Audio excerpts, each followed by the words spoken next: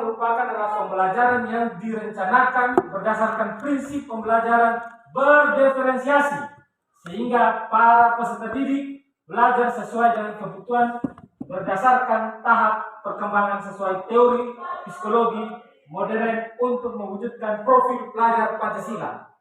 Sekarang profil pelajar Pancasila, siapa yang masih ingat mungkin Bapak Ibu Guru profil pelajar Pancasila yang pertama? Yang pertama apa Bapak Ibu Guru? Beriman bertakwa kepada Tuhan Yang Maha Esa. Yang kedua adalah berbineka global. Yang ketiga bergotong royong. Yang keempat adil. Yang kelima benar kritis. Yang terakhir apa?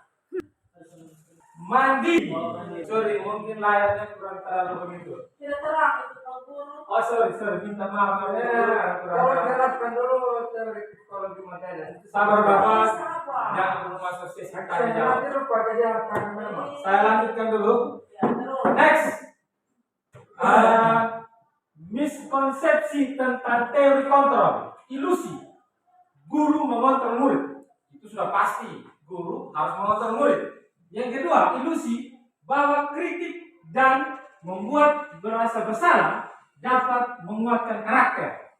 Yang ketiga, ilusi bahwa semua penguatan positif efektif dan bermanfaat. Yang terakhir, ilusi bahwa orang dewasa memiliki hak untuk memaksa.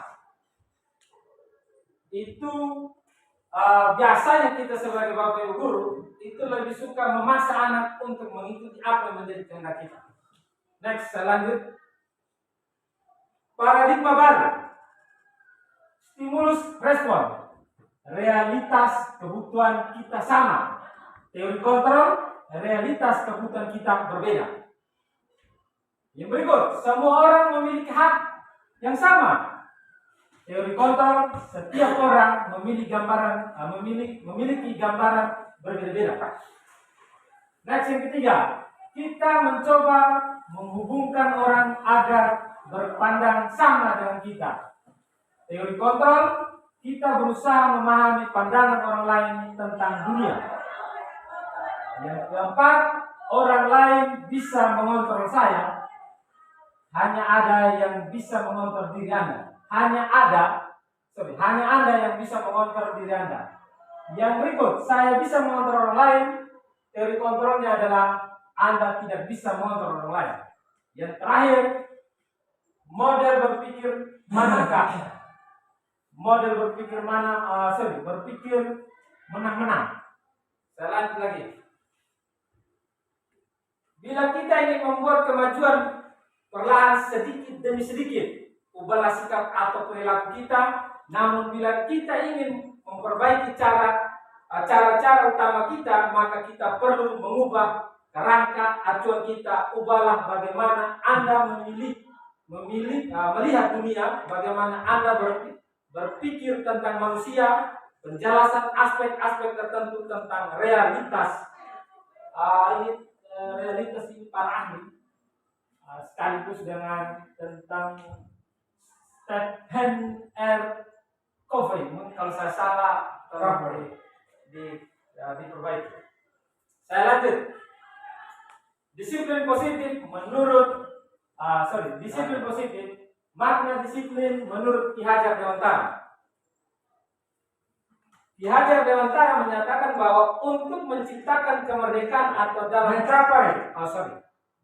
menyatakan bahwa untuk mencapai kemerdekaan atau dalam konteks pendidikan kita saat ini, untuk menciptakan murid yang merdeka, syarat utama adalah harus ada disiplin yang kuat.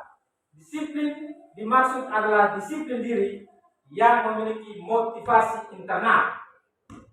Lanjut. Tunggu dulu. Bapak sebentar berarti. Tunggu dulu. Proses Ini tanya jawab. berkaitan dengan Ki Hajar Dewantara ini kan, itu pada saat itu kurikulumnya disusun dalam zaman perang, sehingga mana disiplin yang disampaikan oleh Ki Hajar itu kan bermakna kemerdekaan, bernuansa kemerdekaan. Tapi kan sekarang ini kan bukan masa dalam perjuangan kemerdekaan ini kan bukan, jadi harus diganti. Betul sekali Bapak. Tapi pemikiran Ki Hajar Dewantara menyatakan bahwa untuk menciptakan kemerdekaan dalam konteks pendidikan, menyatakan bahwa untuk mencapai kemerdekaan atau dalam konteks pendidikan. Jadi kita ini bicara tentang konteks pendidikan yang merdeka, Bapak. Nah, lanjut. Untuk menciptakan murid yang merdeka, syarat utama adalah harus disiplin yang kuat, Bapak. Disiplin yang dimaksud adalah disiplin diri, memiliki motivasi internal. Itu yang dimaksud kalau kita. Saya lanjut, Bapak. Disiplin positif merupakan salah satu cara penerapan disiplin yang bertujuan untuk menumbuhkan kesadaran yang memberdayakan anak atau murid untuk melakukan sesuatu tanpa sogokan, ancaman maupun hukuman. Sebagai pendidik, tujuan kita adalah menciptakan peserta didik yang memiliki disiplin diri sehingga mereka berperilaku mengacu pada nilai-nilai kebajikan universal dan memiliki motivasi intrinsik dalam perubahan perilaku ke arah yang lebih baik. Seperti itu, Pak. Jadi sebagai pendidik, tujuan kita adalah menciptakan peserta didik yang memiliki disiplin diri sehingga mereka berperilaku mengacu pada nilai-nilai kebajikan universal. Salam. Sudah tunggu dulu. Bu bilang menciptakan disiplin. Apa tahu tidak menciptakan dan membentuk itu beda sebenarnya. Betul suruh. Begini, supaya kita bisa dapat gambar umum tentang materi, mungkin Pak Dedi selesaikan dulu. Iya, saya Karena kalau potong-potong, nanti gambarnya sembuh. Jadi kalau kita mau dapat gambar umum, kita mesti lihatnya hari ini. Terima kasih. Semua dulu. Nanti di bagian mana yang sudah jelas, orang pasti catat. Cara yang mana baru dipertanyakan. Terima kasih. Ini usulnya. Diterima atau tidak itu mesti Diterima, Pak. Jadi Diterima. Ini dari tadi saya sudah sampaikan ke Bapak, tapi Bapak tetap mau masuk di Di luar semua mengatakan ya. Saya lanjut, Bapak. Next, saya lanjut. Motivasi perilaku manusia. Jadi motivasi perilaku manusia itu untuk menghindari ketidaknyamanan atau hukuman. Yang berikut, untuk mendapatkan imbalan atau penghargaan dari orang lain. Itu motivasi ekstrinsik. Yang kedua adalah motivasi intrinsik. Untuk menjadi orang yang untuk menjadi orang yang mereka inginkan dan menghargai diri sendiri dengan nilai-nilai yang mereka percayai. Next, saya lanjut. Kebutuhan dasar manusia. Kebutuhan dasar manusia adalah segala sesuatu yang kita lakukan untuk mendapatkan apa yang kita inginkan. Seluruh tindakan yang kita lakukan memiliki tujuan tertentu dan semua usaha terbaik yang kita lakukan adalah dalam rangka agar kebutuhan dasar kita terpenuhi dengan baik. 5 kebutuhan dasar manusia. Yang pertama, bertahan hidup. Pasti semua kita mau bertahan hidup. Yang kedua, kasih sayang dan rasa terima. Kasih sayang dan rasa diterima. Yang ketiga, penguasaan atas kemampuan. Yang keempat adalah kebebasan, kebutuhan akan pilihan. Yang terakhir adalah kasih sayang. Kesenangan. Terima kasih Bu Maria yang sudah meluruskan. Tadi bilang Kesenangan. Pak, kalau Pak jelas kalau salah kata baru dikuat tidak. Nah, jadi Siap, Bapak, siap. Pak mesti konsentrasi.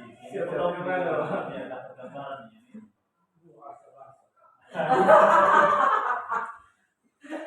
Salah, Bapak. Oke, konsep disiplin dengan identitas gagal. Yang pertama adalah hukuman menyakitkan. Ini adalah ketika anak diberi hukuman, maka dia akan mengalami pertama itu menyakitkan. Yang kedua adalah tidak nyaman atau memaksa. Yang keempat yang ketiga, murid menyembunyikan kesalahan. Yang terakhir adalah murid menjadi rendah diri. Jadi kalau kita melakukan tindakan hukuman, maka menyakitkan bagi murid. Dan seterusnya tidak nyaman, memaksa. Lalu yang kedua adalah penghargaan. Penghargaan ini tidak efektif. Seperti saya kasih contoh ya. Ketika kita merasa bahwa anak setiap hari itu saja gitu. Itu adalah penghargaan tapi yang tidak efektif. Yang tidak sesuai posisinya tapi dalam konteks yang negatif seperti itu. Yang kedua adalah merusak hubungan sifat iri. Yang berikut mematikan kreativitas. Kadang-kadang anak dia terlalu pintar, kadang-kadang kita selalu mengatakan bahwa kamu lagi itu sebenarnya mematikan kreativitas. Lalu yang berikut, hukuman dengan sistem ranking. Jadi perankingan itu adalah juga salah satu mengucilkan anak yang tidak mungkin kurang berprestasi pada satu bidang-bidang tertentu. Pak, saya kira begini, menurut beta Pak salah persepsi dengan mungkin maksudnya begini. Misalnya orang bikin ranking, di situ kan menghukum dengan ranking, sistem ranking. Bikin ranking, anak yang juara tidak kasih penghargaan, yang tidak juara kan tidak dapat, tapi kemudian berdampak pada yang tidak juara dengan betul. Coba lihat, Pak lihat, itu menimbulkan sifat iri yang poin nomor 2. Iya toh? Benar. Kan juara ada satu orang, yang lain-lain merasa iri. Benar. Itu maksudnya begitu. Sehingga di dalam paradigma yang baru ini rupanya hukuman juga tidak cocok, tapi bikin penghargaan seperti itu juga tidak efektif. Maksudnya itu mungkin.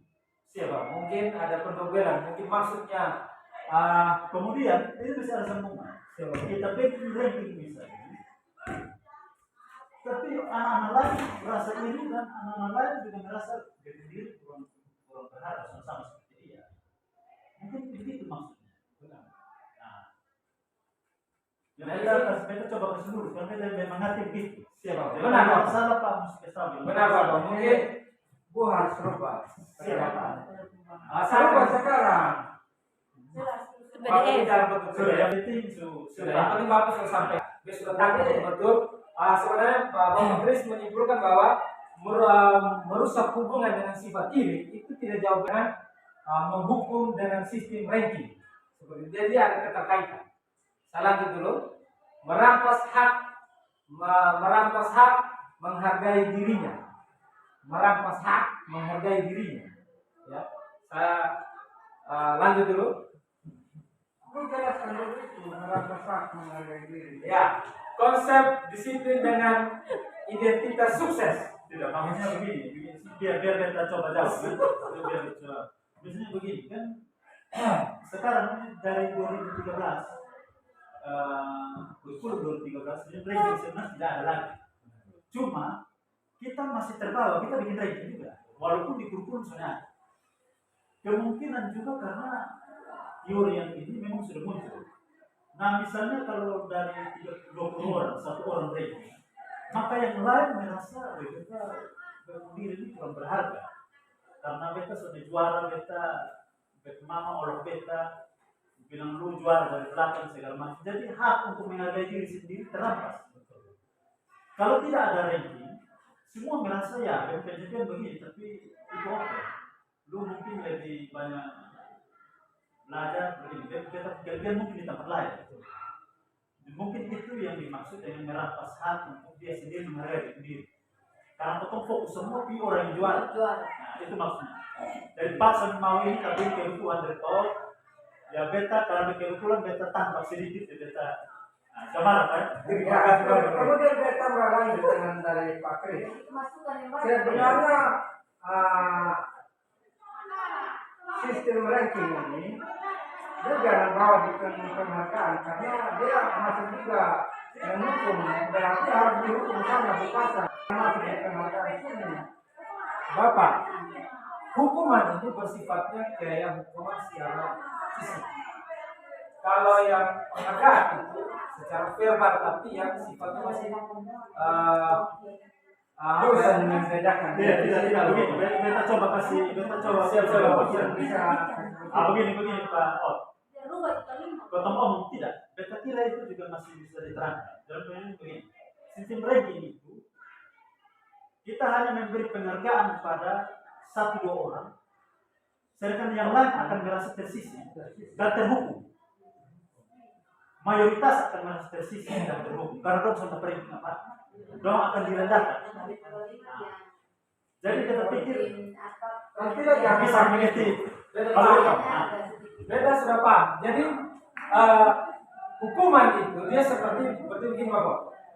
Bapak ketika melihat anak dia tidak sisi baju, Bapak langsung menghukum. Tapi penghargaan yang tapi dalam bentuk hukuman ini, Bapak beri penghargaan, tapi seperti tadi yang Bapak jelaskan, Bapak memberikan penghargaan pada 3 orang anak, tapi ada 20 anak yang merasa Kecil dikecilkan. itu begini, di hukuman itu bagi 2, yang verbal dan non verbal. Makanya di sini adalah konsep disiplin dengan identitas gagal. Gitu. Kita kembali ke kopnya, Bapak. Makanya dibagi dua bentuk, 2 bagian. Saya lanjut, semakin panas semakin panas. Ini adalah perubahan paradigma baru yang harus kita jemput dan kita Kalau sambut. begitu ini konsep peluru basah, hukuman dengan penghargaan ini. Nanti saya lanjut dulu Bapak. Konsep disiplin dengan identitas sukses. Yang dimana perubahan jangka pendek. Lalu yang perlu monitoring berkelanjutan, stimulus respon, murid menghormati peraturan. Yang terakhir adalah kehilangan waktu untuk merenung kesalahan. Lalu yang berikut sebelahnya adalah restitusi. Murid bertanggung jawab untuk perilakunya. Yang kedua adalah fokus pada pemecahan masalah jangka panjang. Yang ketiga adalah murid menghormati diri dengan orang lain. Yang ketiga adalah teori kontrol diri, memegang kontrol. Yang terakhir, murid bersemangat memperbaiki kesalahan. Saya lanjut. Ini adalah konsep disiplin identitas sukses. Jadi bagaimana mensukseskan peserta didik adalah konsep disiplin dengan identitas sukses. Pertama, penguatan jangka pendek. Bapak harus selalu memberikan penguatan-penguatan pada peserta didik. Contohnya seperti memuji, ini hari pencapaian peserta didik sangat luar biasa. Setiap di akhir proses pembelajaran. Lalu yang kedua adalah perilaku monitoring berkelanjutan. Bapak harus selalu monitoring, memantau setiap perilaku atau perkembangan menyangkut dengan prestasi belajar siswa. Yang ketiga, stimulus respon. Yang berikut adalah murid menghormati peraturan. Jadi murid sekarang lagi bukan seperti kita sebagai memberi peraturan, tapi murid sebagai menghormati peraturan itu sendiri. Apa yang mereka buat, apa yang mereka lakukan, mereka lebih cenderung ke mereka. Lalu kehilangan waktu untuk merenungi kesalahan. Jadi mereka sudah tidak lagi merenungi kesalahan lagi. Lalu kita lanjut next. Konsep disiplin pendekatan restitusi. Restitusi adalah proses menciptakan kondisi bagi murid untuk memperbaiki kesalahan mereka sehingga mereka bisa kembali pada kelompok mereka dengan karakter yang lebih kuat. Gospel 2024. Lanjut, bukan menebus yang pertama, bukan menebus kesalahan namun belajar dari kesalahan. Jadi anak ketika dia melakukan sebuah kesalahan, dia bukan lagi menebus kesalahan, namun belajar dari kesalahan itu. Anak bikin kesalahan, Jadi dia belajar dari kesalahan. Itu pandangan kita. Lalu yang kedua adalah memperbaiki hubungan. Di anak ketika dia sudah melakukan kesalahan, kita memperbaiki hubungan yang tadi yang mereka sudah lakukan. Yang kedua adalah tawaran, bukan paksaan. Jadi kita menawarkan solusi, tapi bukan memaksa untuk anak harus begini. Contoh yang saya terjadi adalah memaksa anak untuk berdamai. Kita menawarkan, kalau dia belum puas, maka kita harus menggali terus supaya dia mencapai titik di mana dia merasa puas. Lalu menuntut untuk melihat diri. Yang berikut adalah mencari kebutuhan dasar yang mendasari tindakan. Yang berikut adalah fokus pada karakter bukan tindakan. Yang terakhir, menguatkan dan fokus pada solusi. Jadi menguatkan dan fokus pada solusi. Seperti itu Bapak. Sekarang Ya, betul. Restitusi adalah proses mencipta. Bertanya dulu. Coba tolong jelaskan perbedaan mencipta dan membentuk. begini Bapak. Restitusi adalah proses menciptakan kondisi bagi mereka untuk mencapai kesalahan mereka sehingga mereka bisa kembali pada kelompok mereka. Saya tanya menciptakan dengan membentuk. Menciptakan berarti begini Bapak. Bapak itu lebih ke objek. Begini, gue kasih sama adik. Kalau kursi itu kita menciptakan awalnya dia dari kayu menjadi kursi. Hal itu bisa. Salah itu konsep. Lanjut Bapak. Konsep dari menciptakan itu membentuk menjadikan sesuatu yang tidak ada menjadi ada. Kalau bentuk membuat kursi ini sesuatu yang ada kita buat menjadi bentuk lain. Restitusi adalah proses menciptakan kondisi bagi murid untuk memperbaiki kesalahan. Sebentar lu pulang lu buka kamus, baca menciptakan dan membentuk. Terima kasih Bapak. Mulai enak Bapak diskusi. Dan Bapak sudah masuk restitusinya di tentang apa itu. Beda. Kalimat menciptakan itu nilainya beda dengan membentuk. Membentuk. Oke siap. Membentuk itu sesuatu yang ada kemudian kita buat jadi yang lain. Kalau menciptakan itu dari tidak ada menjadi ada. Siap. Nanti saya coba mendalami kembali. Lalu konsep disiplin pendekatan restitusi. Lalu yang berikut perbedaan. Contoh, siswa tidak mengerjakan tugas. Hukuman, guru menghukum murid tersebut. Guru marah dan murid takut dan dendam. Yang kedua adalah konsekuensi. Guru memberikan konsekuensi untuk mengerjakan tugas saat istirahat. Yang kedua adalah guru tegas dan siswa menghormati peraturan. Yang berikut adalah restitusi. Guru menanyakan penyebab dan keyakinan kelas yang dilanggar dan membuat murid menyelesaikan masalahnya. Yang berikut adalah guru terbuka dan murid menghormati dirinya dan orang lain. Itu adalah pendekatan secara restitusi. Lalu yang berikut adalah segitiga restitusi. Menstabilkan identitas. Ketika anak dia mengalami satu persoalan, yang perlu kita lakukan adalah menstabilkan identitas. Kita semua akan melakukan hal yang terbaik yang bisa kita lakukan untuk menstabilkan identitas anak. Lalu yang berikut adalah validasi tindakan yang salah. Semua perilaku memiliki alasan. Yang berikut adalah menanyakan keyakinan. Kita semua memiliki iman. Jadi ketiga resiko adalah bagaimana respon pada posisi. Ketika anak dia mengalami masalah, yang perlu kita melakukan menstabilkan identitas. Ketika semua anak melakukan yang terbaik, jadi ketika dia menstabilkan identitas itu seperti anak, dia melakukan sebuah kesalahan, kita menstabilkan apa yang terjadi supaya dia menjadi lebih terkontrol. Lalu kedua adalah validasi tindakan yang salah. Lalu yang berikut adalah menanyakan keyakinan. Lanjut, keyakinan kelas. Tadi sempat disinggung di pembahasan berikut tentang keyakinan. Keyakinan kelas adalah merupakan kesepakatan kelas yang diyakini bersama oleh guru dan murid selama proses pembelajaran, kesepakatan kelas yang menuntut nilai-nilai positif akan perwujudan pada keyakinan kelas. Yang pertama adalah mengapa tidak peraturan kelas saja, mengapa harus keyakinan kelas. Jadi ada urutannya, budaya positif, lingkungan positif, keyakinan kelas, kesepakatan kelas. Jadi keyakinan kelas itu dia membahas bukan peraturan tapi sebuah kesepakatan atau keyakinan yang harus disepakati bersama antara guru dengan peserta didik.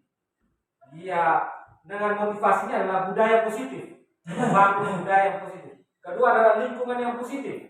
Yang ketiga adalah keyakinan kelas. Jadi setelah mereka meyakini semua budaya positif, lingkungan positif, keyakinan yang mereka miliki. Yang kedua adalah kesepakatan kelas. Jadi sudah menghasilkan itu, maka membentuk satu kesepakatan kelas yang tidak boleh dan disepakati bersama antara guru dan murid. Seperti itu. Jadi Bapak sudah harus menjalankan namanya keyakinan kelas. Yang berikut, 5 posisi kontrol guru.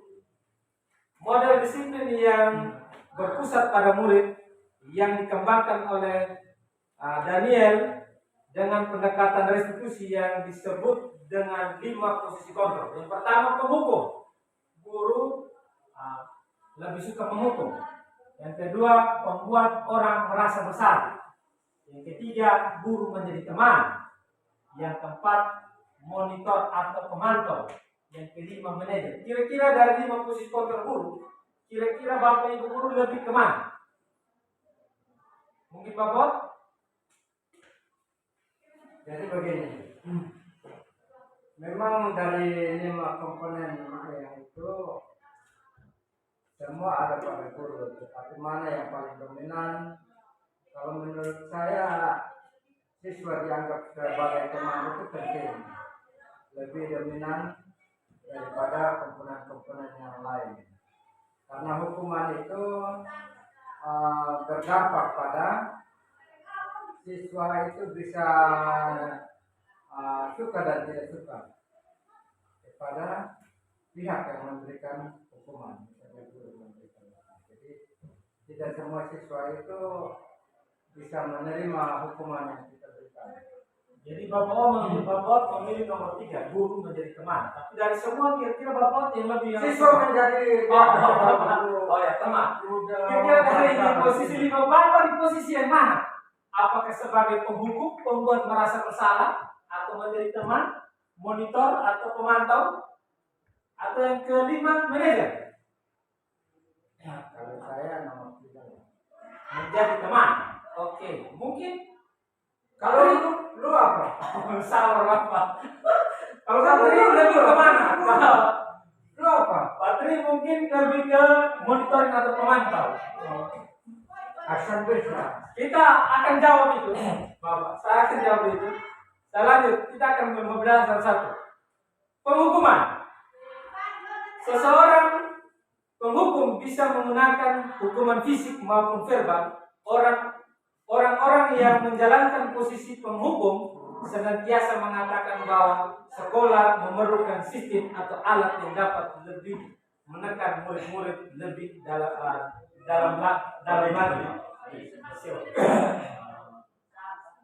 Di slide pertama sebelumnya beta agak bingung sih karena begini 1 sampai 5 itu gambaran situasi di sekolah-sekolah saat ini. Jadi berarti bukan pendekatan restitusi. Ini adalah 5 posisi Iya kontrol. toh? Itu. Kalau di situ kalau baca model disiplin yang berpusat pada murid, berarti itu yang mau diajukan toh, yang sekarang berpusat pada murid toh, dikembangkan oleh yang dosen dengan pendekatan restitusi titik. Nah, fakta di lapangan ada 5 itu, dan tidak 5 itu tidak semua restitusi. Karena kalau tadi yang Pak terakhir tidak semua. Jadi berarti itu kalimat tidak boleh sambung begitu. Karena seolah-olah 5 posisi kontrol itu posisi restitusi. Betul tidak? Benar. Nah, jadi itu nanti membingungkan orang. Siap. Padahal yang Pak mau tanyakan, keadaan kita di sekolah masing-masing guru berada di posisi mana? Siap. Betul. Iya dong? Benar. Nah, Oke, salah lagi loh. Pak kurang teliti waktu kecil. Kan ini tidak masuk Soalnya dalam Bapak proses. juga sempat Nah, orang kita buat mengerti sama. Pak maksud, hanya Pak kurang teliti, tapi nanti teman-teman Kalau menurut saya Pak Dewi belum tahu mengerti betul tentang semua. Saya lanjut Bapak supaya Bapak tahu Bapak posisi di mana, penghukum atau jadi teman. Saya lanjut ke Bapak. Bahasa guru penghukum, patuhi aturan saya atau awas. Mungkin Bapak pernah mengatakan seperti itu. Mungkin Belum. kedua, kamu selalu saja salah. Nah ini itu penghukum Bapak. Yang kedua, terakhir adalah selalu pasti, selalu terakhir adalah selesai. Gitu. Guru seperti ini senantiasa percaya bahwa hanya ada satu cara agar pembelajaran bisa berhasil, yaitu cara dia sendiri. terus lebih ke ketuaan. Iya, seperti itu Bapak. Mungkin saya merasakan Bapak salah juga, membuat orang merasa bersalah. Posisi ini bisa guru akan bersuara lebih lembut, membuat orang merasa bersalah akan menggunakan ringan yang membuat merasa tidak nyaman, bersalah ataupun rendah diri. Biasanya bahasa ini dewa sekali dengan kamu. Itu dia. Yang kedua adalah itu bahasa orang merasa bersalah. Lalu yang kedua adalah berapa kali Bapak harus memberitahu ya? Ya. Yang ketiga adalah gimana? Saya coba mentafsirkan dengan sederhana. Bagaimana coba kalau orang tua kamu tahu kalau kamu berbuat begitu? Itu adalah membuat orang merasa bersalah. Posisi ini murid akan memiliki penilaian diri yang buruk tentang diri mereka. Murid merasa tidak berharga dan telah mengecewakan orang dari sekeliling. Saya lanjut. Mungkin Bapak seperti teman. Ketiga, Bapak memilih teman. Guru pada posisi ini tidak akan menyakiti murid, namun akan tetap berupaya mengontrol murid melalui persuasi. Artinya pendekatan. Jadi Bapak lebih ke pendekatan. Lanjut, musliman pada guru negatif ataupun positif. Posisi di sini berhubungan baik yang terjadi antara guru dan murid. Guru di posisi teman menggunakan hukuman baik dan humor untuk mempengaruhi seseorang. Bahasa yang digunakan. Bantulah demi Bapak ya. Bahasa mungkin Bapak pernah kasih keluar bahasa seperti itu. Tidak. Ayo ingat tidak bantuan Bapak selama ini. Lalu yang berikut, ayo mungkin itu lebih ke kita kalau bahasa ini. Ayo sudahlah kalian. Ayo sudahlah kalian ini tidak apa nanti ibu bantu bereskan. Hal negatif, murid akan merasa bersalah, murid akan terganggu pada itu. Bapak menganggap teman-teman murid juga merasa terganggu.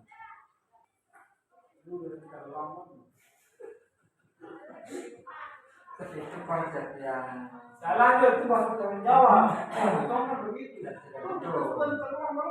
Moral atau pokok? kalau lu anggap siswa sebagai teman, maka banyak siswa akan mengikuti pelajaranmu dengan baik.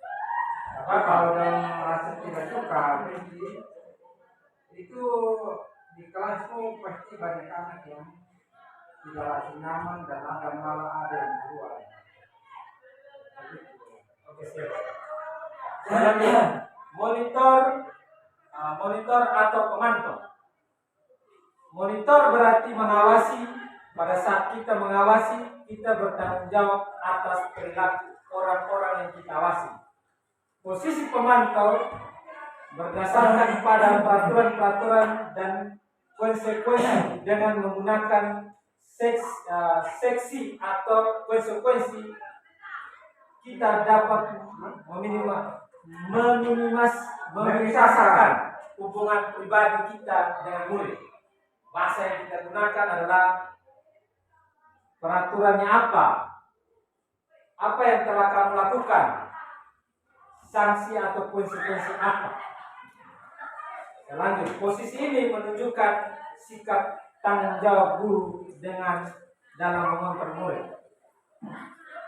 Yang terakhir, manajer.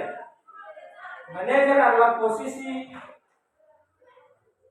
mentor di mana guru membuat sesuatu bersama dengan murid, mempersilahkan murid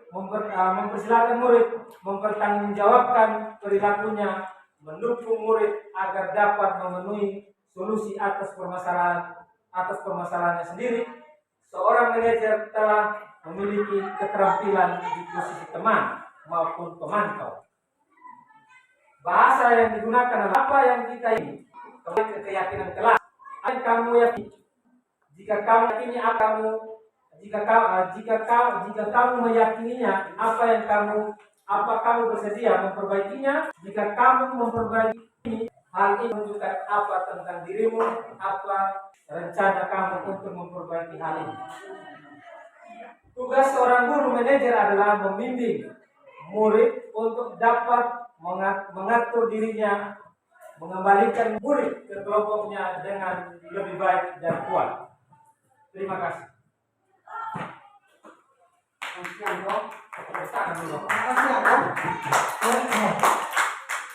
Oke, saya buka sesi diskusi dalam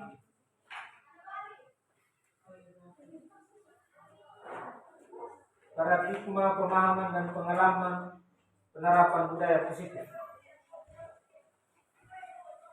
Karena kebetulan saya dengan Bu Akis masih ada PR tentang pemikiran Ki Hajar Dewantara, nilai dan peran guru penggerak. Yang ketiga itu apa Mas? Tentang segitiga restitusi,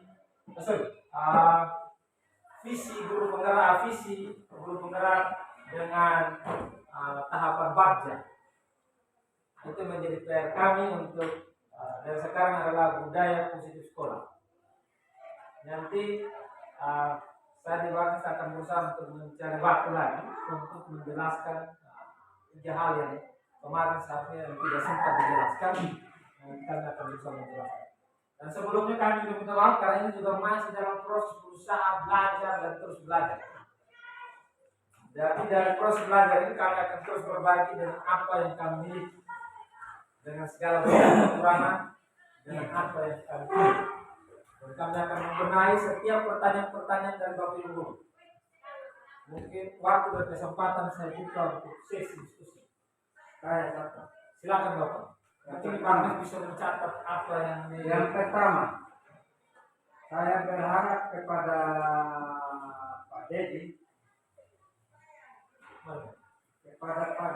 supaya jangan selalu terfokus pada pendapat Ki Hajar Dewantara, karena pendapat Ki Hajar pada saat itu pada zaman pergolakan perjuangan kemerdekaan. Jadi konsep berpikir dia itu adalah perjuangan untuk kemerdekaan. Oleh karena itu di zaman sekarang ini, kalau Pak Dedi menggunakan prinsip-prinsip dari Ki Hajar Dewantara secara utuh, ya saya rasa harus konteksnya dirubah. Kemudian yang menyangkut apa yang gagal tadi itu, yang diberikan hukuman dengan penghargaan itu, sebaiknya di penghargaan itu ada beberapa komponen itu dipindahkan ke hukuman supaya tidak membawa pikiran yang tidak tepat. Oke. Nanti saya akan jelaskan Bapak tentang pemikiran Ki Hajar Dewantara terhadap kurikulum mereka belajar dengan program guru penggerak. Karena kebetulan waktu itu tidak memungkinkan. Karena itu sebenarnya kami sudah melewatkan. Waktu itu kami juga saya di Baknes juga kurang fokus, kurang pemahaman. Jadi lupa menjelaskan tentang konsep inti pemikiran Ki Hajar Dewantara. Tapi saya coba berusaha untuk menyampaikan sedikit tentang pemikiran Ki Hajar Dewantara apa yang telah saya dapat. Yang pertama adalah pemikiran Ki Hajar Dewantara itu mengajarkan kepada kita untuk berpihak pada murid. Bagaimana kita membentuk murid, berpihak pada murid, tapi memperhatikan kodrat alam dan kodrat zaman pada anak. Itu yang saya masih pegang. Dan apa yang saya pelajari dan saya pahami seperti itu dulu. Tapi untuk lebih dalamnya nanti ada materi khususnya Bapak tentang pemikiran Ki Hajar Dewantara, nilai dan peran guru penggerak, visi guru penggerak dengan bagja, tahapan bagja. Itu nanti PR nanti saya di Baknes. Karena kemarin sempat diskusi dengan Bapak Kris, sempat pegang tangan dan saya sudah berkomitmen untuk nanti diberikan semua. Masih ada lagi mungkin Bapak?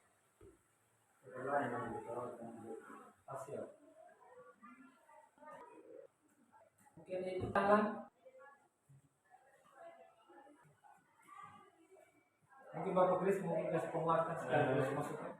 Yang itu saja yang tadi, karena begini, itu yang gosip itu kan ngomong soal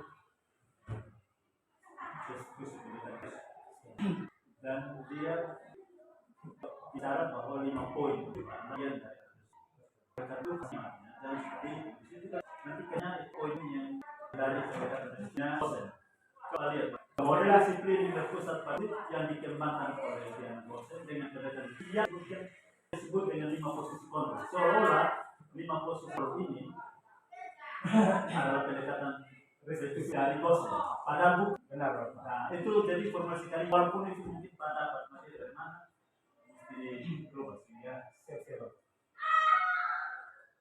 dan patah yang berkaitan Kita mengerti Bapak. Kita sangat paham itu tadi. Maksudnya itu adalah bagaimana kita di pelaksanaan sekolah-sekolah di selama proses belajar mengajar. Tapi mungkin salahnya adalah memasukkan kalimat yang di atas. nanti dia bisa. Mungkin Bapak bisa kasih penguatan supaya kita termotivasi. Begini Pak, kalau saya lihat kehadiran sekarang Pak Trian katakan dari sekolah yang betul Pak